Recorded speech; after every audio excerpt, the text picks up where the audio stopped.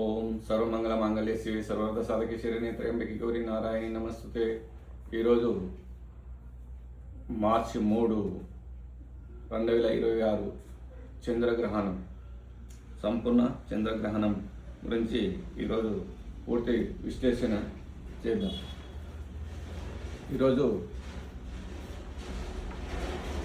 ఈ గ్రహ కుండలిలో సింహరాశిలో చంద్రుడు హుబ్బా నక్షత్రం 2వ పాదంలో ఉన్నాడు గ్రహణం పట్టే సమయానికి. కుంభరాశిలో రాహు, రవి, బుధ, కుజ ఈ 4 గ్రహాలు చంద్రుడిని చూడడం జరుగుతుంది. శని, శుక్రులు మీనరాశిలో, గురు మిథున రాశిలో ఉండడం జరిగింది. కేతుతో చంద్రుడు కలవడం, అది చంద్రగ్రహణం ఏర్పడము. చంద్రగ్రహణము 3/3/2026 నా ఉబ్బా నక్షత్రం 2వ పాదంలో గ్రహణం ఏర్పడుతుంది.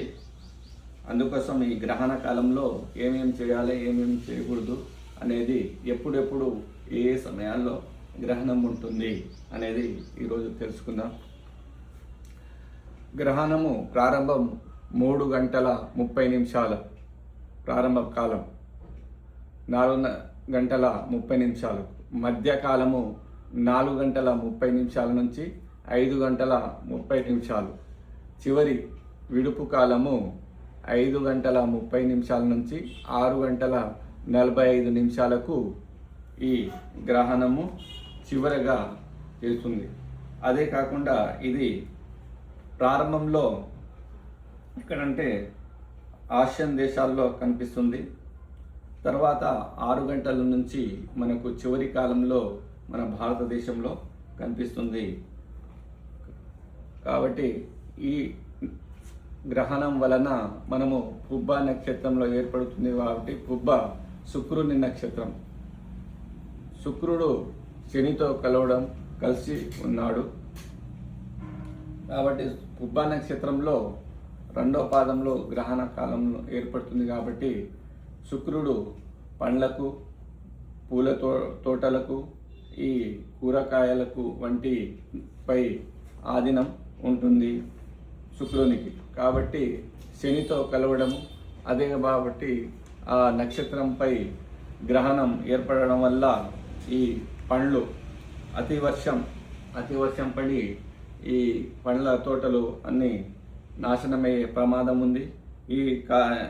ఈ సంవత్సరము భారీ వర్షాలు పడి తుఫాన్లు ఏర్పడే అవకాశం కూడా ఉంటుంది.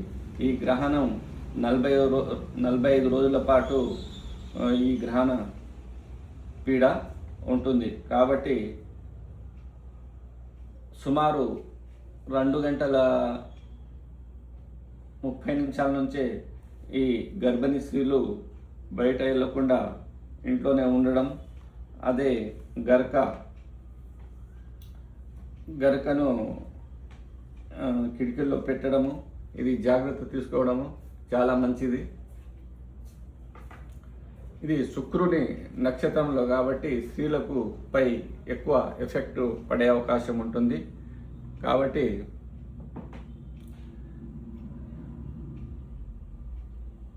ఇవన్నీ జాగ్రత్తగా తీసుకోవాలి. చంద్రగ్రహణం అదే ఫిబ్రవరి 17న సూర్యగ్రహణం ఏర్పడడం జరిగింది. ఇది చంద్రగ్రహణం అదే 15 రోజుల తర్వాత. 2 ఒకటేసారి పడడం వల్ల అక్కడ సూర్యగ్రహణం ఏర్పడడం వల్ల యుద్ధాలు కూడా ప్రారంభం, 3వ ప్రపంచ యుద్ధం. కాబట్టి చంద్రగ్రహణం కేతుతో కలిసి రావడం, అదే పుబ్బా నక్షత్రంలో ఉండడం, పుబ్బా నక్షత్రం శుక్రుడు ఉచ్చలో శనితో కలిసి ఉండడం, ఇవన్నీ మనకు కొన్ని శుభ తరుణం, కొన్ని అశుభాలను సూచిస్తుంది. కాబట్టి ఈ గ్రహణ సమయంలో మనము గర్భిణీ స్త్రీలు కానీ ఇతర ఎవరైనా ఈ తినకుండా ఉండడము, తర్వాత 6:45 తర్వాత అంతా ఇల్లుని శుభ్రం చేసుకోవడము, చేస్తే మంచిగా ఉంటుంది. 3 గంటల 30 నిమిషాలకు ఆసియన్ దేశాల్లో ఈ చంద్రగ్రహణం ఏర్పడుతుంది. కాబట్టి తర్వాత 6 గంటల తర్వాత మన భారతదేశంలో కూడా కనిపిస్తుంది చంద్రగ్రహణం. చంద్రగ్రహణం సింహరాశిలో ఏర్పడుతుంది కాబట్టి సింహరాశి వారికి ఎక్కువగా ఎఫెక్ట్ ఉంటుంది. అది పరిహార పూజలు కూడా చేపించుకోవాలి. శివునికి పాలాభిషేకాలు చేపించుకుంటే సింహరాశి వాళ్ళు. అదేవిధంగా పుబ్బ నక్షత్రం, ఎవరైనా పుబ్బ నక్షత్రంలో జన్మిస్తే పుబ్బ నక్షత్రం వాళ్ళు శివునికి పాలాభిషేకం చేపిస్తే ఈ గ్రహణ దోషము బారిన పడకుండా విముక్తి లభిస్తుంది. అదేవిధంగా కుంభరాశి వాళ్ళు స్ట్రేట్గా కుంభరాశిని కూడా చూస్తుంది. ఈ కుంభరాశి ఏళ్ళనాటి శనిలో ఉన్నారు కాబట్టి ఈ కుంభరాశి వాళ్ళు కూడా ఈ పరిహారం చేసుకోవాలి. శివునికి పాలాభిషేకాలు, శివునికి అర్చనలు ఇవి వచ్చే సోమవారం ఈ 45 రోజుల్లో చేపించుకుంటే ఈ గ్రహణ దోషం నుంచి బయటపడవచ్చు. అదేవిధంగా శుక్రుడు శనితో మీనరాశిలో కలిసి ఉన్నాడు కాబట్టి మీనరాశి వాళ్ళు ఏళ్ళనాటి శనిలో ఉన్నారు కాబట్టి మీనరాశి వాళ్ళు కూడా ఈ గ్రహణ దోషం ఉంటుంది కాబట్టి ఈ శివునికి అభిషేకాలు చేపించుకుంటే ఈ గ్రహణ దోషం నుంచి పూర్తిగా బయటపడవచ్చు.